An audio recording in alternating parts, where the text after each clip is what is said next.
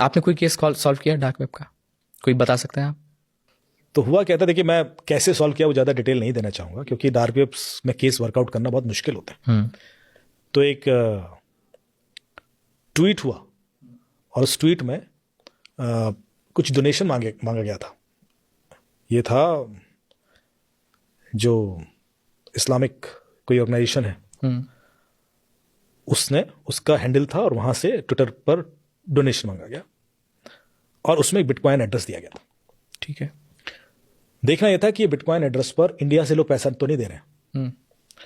तो उसको मॉनिटरिंग किया गया कि बिटकॉइन वॉलेट में पैसा कहाँ कहाँ से आ रहा है। तो वो आप भी देख सकते हो, बिटकॉइन लेजर डाउनलोड कीजिए और उसमें आप उस पर वॉचडॉग लगा दीजिए, कहाँ से पैसा आ रहा है, कहाँ जा रहा है, आप देख सकते हैं। पर उसका ओनर कौन है दिखाई नहीं देता आपको।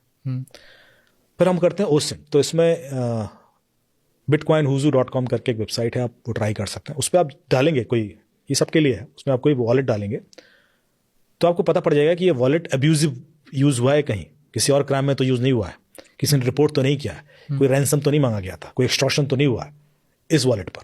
तो वो सारे रिकॉर्ड्स मिलना शुरू हो जाते हैं। हो सकता है कि उसमें कई बार आपको ओनर का डिटेल भी मिल जाए, क्योंकि किसी ने खोल के रखा हुआ हो तो मिल जाए। कोई गलतियां करते हैं लोग तो रिवील हो जाते हैं, तो वो चांसेस हैं, 2-5% चांसेस रहते हैं। तो bitcoinhuzu.com करके तो हमने वहां देखा तो पता पड़ा कि इस वॉलेट को 2-3 जगह रिपोर्ट किया गया।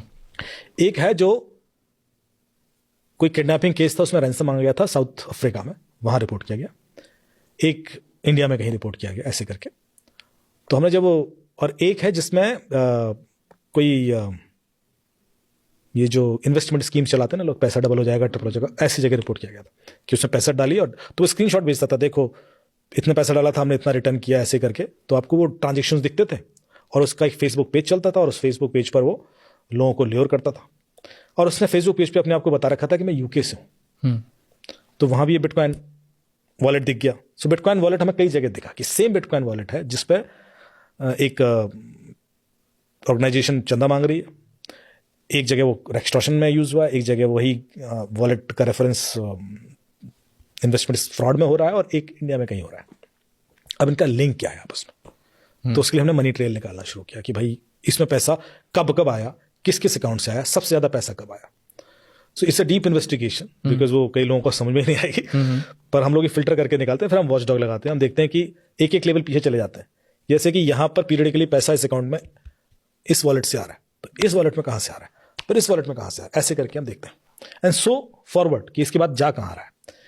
इन दोनों जगह में से जो प्रीवियस चेन है और फर्दर चेन है, जहां से पैसा आ रहा है और जहां पैसा जा रहा है, कई सारे वॉलेट ऐसे होते हैं जो डुप्लीकेट वॉलेट कह जाते हैं, क्लोन वॉलेट कह जाते हैं। होता क्या है कि मेरे पास वॉलेट एक ही है, पर मैं वॉलेट आईडी कहीं क्रिएट कर सकता हूं। अच्छा। तो उसको भी, उसके लिए भी वेबसाइट है walletexplorer.com करके। उसमें आप एक वॉलेट आईडी डालोगे तो बाकी वॉलेट आईडी आपको दे देता है कि एक्चुअली इसने कई सारे क्यों, क्योंकि अपनी आइडेंटिटी छुपाने के लिए लोग ऐसा करता है कि एक्चुअली तो ओनर एक है, बट उसने कई सारे वॉलेट आईडी बना रखे हैं, तो कई बार पैसा इस वॉलेट आईडी से भेजता है, कई बार इससे। तो वो जो लेजर में अलग अलग जगह से दिखता आते हुए, पर with this website we can map it back कि नहीं ये बंदा एक ही है।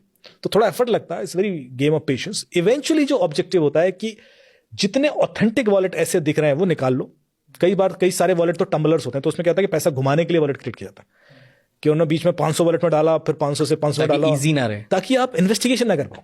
इट बिकम्स सो डिफिकल्ट, क्योंकि इतना पेशेंस नहीं कि 500 वॉलेट का मैं एक देखूं कि पैसा क्यों गया होगा। और आपको थोड़ा सीधे ऐसे दिख रहा है उस दिन में 1 लाख ट्रांजेक्शन हुए हैं, उसमें से 500 वाले ट्रांजेक्शन में आपका फोकस है, और वो 500 है कि 490, यू नेवर नो, कोई ऐसी फिगर भी नहीं होती। तो जब वो टम्बलर यूज करने लगता है तो और चैलेंज आ जाता है।